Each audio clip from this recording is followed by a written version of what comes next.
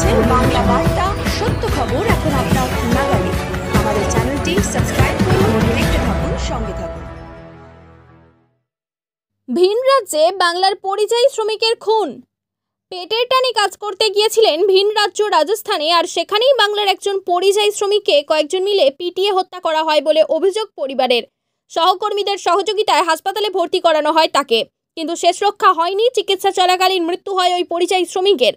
ঘটনার খবর পেয়ে চাঞ্চল্য সৃষ্টি হয়েছে এলাকা জুড়ে। শোকের ছায়া নেমে এসেছে গোটা গ্রাম জুড়ে। স্থানীয় সূত্রে জানা যায়, মৃত পরিযায়ী শ্রমিকের নাম মতি, বয়স 40 বছর। তার বাড়ি মালদা জেলার হরিশ্চন্দ্রপুর 1 নম্বর ব্লকের অন্তর্গত ভিঙ্গল গ্রাম পঞ্চায়েতের মিসকিনপুর গ্রামে। মৃত পরিযায়ী শ্রমিকের পরিবারে রয়েছে স্ত্রী এবং 2 নাবালক সন্তান। বাড়ির একমাত্র উপার্জনকারীর মৃত্যুতে শোকের ছায়া নেমে এসেছে পরিবারে। পরিবার সূত্রে জানা গেছে, রাজস্থান জয়পুরে একটি সোনার দোকানে 20 বছর ধরেই কাজ করতেন তিনি।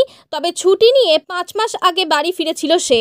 তারপর সে আবার সোনার দোকানে কাজে যোগদান করে। গত আগস্ট মাসের 28 তারিখে দোকানে খাওয়ার রুমে ওই পরিযায়ী শ্রমিককে কয়েকজন মিলে মারধর করে বলে অভিযোগ পরিবারের। সহকর্মীদের সহযোগিতায় হাসপাতালে ভর্তি করা হয় তাকে। হাসপাতালে চিকিৎসা চলাকালীন শুক্রবার দিন সকালে তার মৃত্যু হয়। মৃত পরিযায়ী শ্রমিকের স্ত্রী রৌশনা খাতুন বলেন, আয়ের একমাত্র উৎস ছিল স্বামী, আজ আর সে নেই। ছোট ছোট 2 ছেলেকে নিয়ে কিভাবে চলবে সংসার? সরকারের কাছে আবেদন করছি, আমার স্বামীকে যারা মারধর করেছে, হত্যা করেছে, তাদের যেন কঠোর শাস্তি হয়। মুখ্যমন্ত্রীর কাছে সাহায্য আবেদন করছি।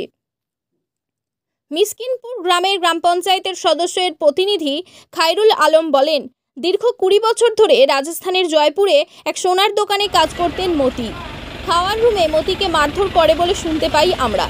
তারপর ওইখানে থাকা আমাদের গ্রামের শ্রমিকেরা মিলে মতিকে হাসপাতালে ভর্তি করে এবং চিকিৎসা চলাকালীন তার মৃত্যু হয়। পরিযায়ী শ্রমিকের মৃত্যুতে খবর পেয়ে ওই পরিবারের সাথে দেখা করতে যান পশ্চিমবঙ্গ সরকারের প্রতিমন্ত্রী তজমুল হোসেন। তিনি বলেন, একের পর এক বাংলার পরিযায়ী শ্রমিকের মৃত্যুর ঘটনা ঘটছে, তবে আমরা ওই পরিযায়ী শ্রমিকের পরিবারের পাশে রয়েছি। আগে থেকে কাম করছিল।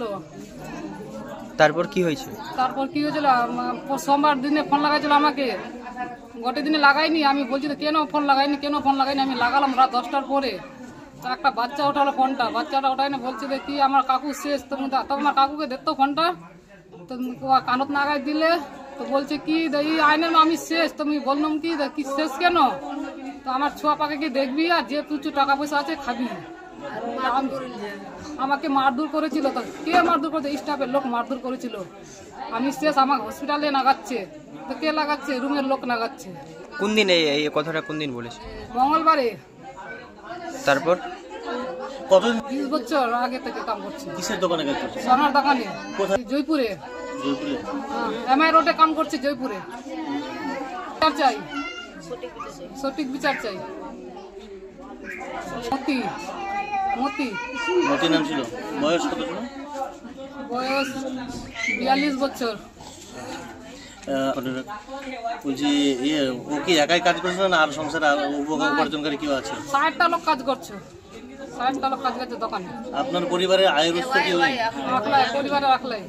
আচ্ছা, আপনার বাড়িতে কে কে রয়েছে এখন বর্তমানে? আমার 2টা ছেলে আছে, ছোট ছোট। আর আপনি? আমি আছি, 2টা ছেলে আছে। আচ্ছা, বাচ্চাটির বয়স কত? এটা বছরের, এটা ছেলের 4 বছর 2 মাস হলো। এটা ছেলের 6 বছর 6 মাস হলো। আচ্ছা, এখন আপনার আবেদন কি সরকারের কাছে? শাস্তি চাই আমি।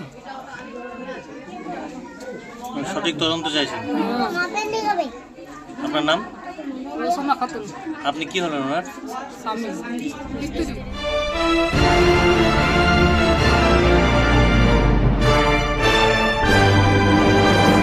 मेरा ये चैनल सब्सक्राइब करें, इसके लिए बेल आइकन जरूर दबाइएगा।